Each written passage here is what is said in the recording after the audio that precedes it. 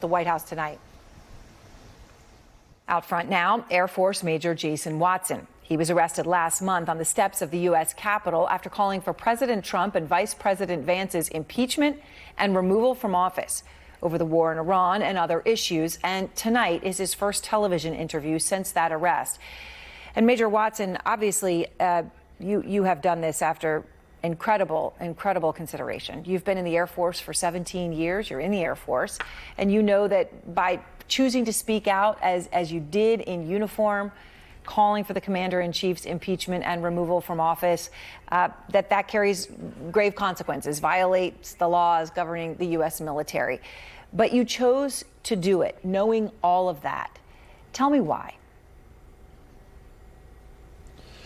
Well, I think the most important thing for all of us to keep in mind is what is happening with President Trump is not normal. He has failed us, and not only is he a failure as president, he is flagrantly violating the Constitution, breaking the law, engaged in rampant corruption, and is killing Americans. And that is unacceptable to me. And it should be unacceptable to all of us. I feel like, unfortunately, many of us have gotten used to this, and we've normalized to this conduct, and we think that there's nothing that we can do about it. And one of the reasons I chose to use the pseudonym of Just a Nobody was to underscore that you do not have to be somebody special to take action and reject this government. We can all do something about what's happening in our country. And I want to just inspire people and bring the conversation to impeach, convict, remove. And there are organizations out there that I joined with, Removal Coalition with Jessica Denson, and Citizens Impeachment with Kira Havens and John Boniface's Free Speech for People, that are not getting enough attention.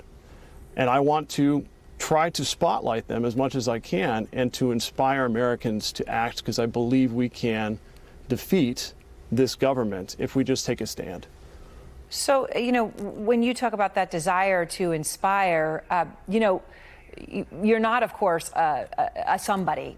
You are a somebody, right? You're not an anybody. You are a somebody, right? You're a sitting major and in the Air Force. After your arrest, the military had placed you under a gag order. They restricted your movements.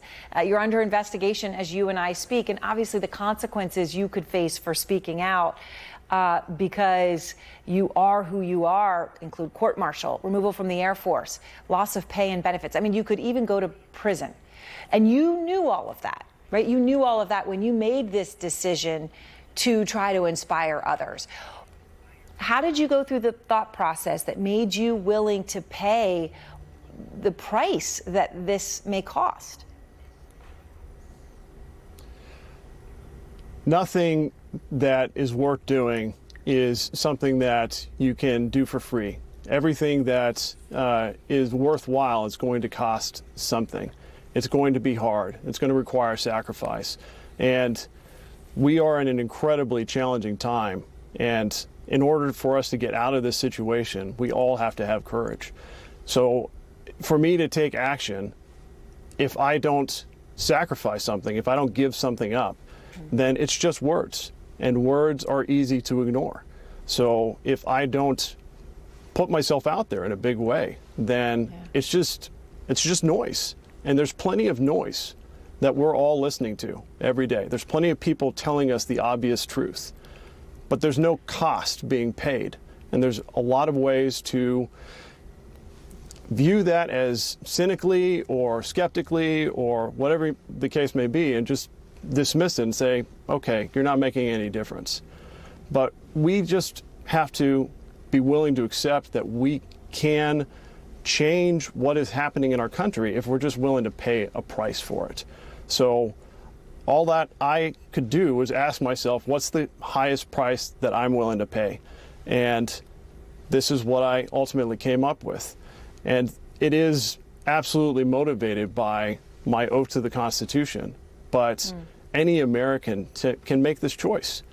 Any American can say, this government is intolerable, and I want a better future for my children and I want to hand them a better country than I inherited. And that is ultimately a huge inspiration for me as well. You mentioned the Constitution, you mentioned corruption, and I know you have specific reasons for why you feel this is necessary and why the president should be removed from office. It is obviously, it includes the war in Iran, but it is much more than that. But it is in the context of the war in Iran at this moment, right, that you are choosing to do this. What is it about the war and this commander-in-chief, President Trump's handling of it, that made you do this at this moment? So I know that there are some folks probably in your audience that have seen my interview with Jessica Denson. I talk about this a little bit. And it's important to just underscore that what is happening with the Iran war is very predictable strategically. And a lot of much smarter people than me knew that it would have gone pretty poorly. Like the closing of the Strait of Hormuz, that's known. And a lot of the consequences that we're seeing, there was probably advice that was being given to the President of the United States saying, this is what's going to happen if you do this. And he chose to do it anyways. And that's an important context to keep in mind with all of this. But at the end of the day, it's also more important to remember that what he did was unconstitutional. It was an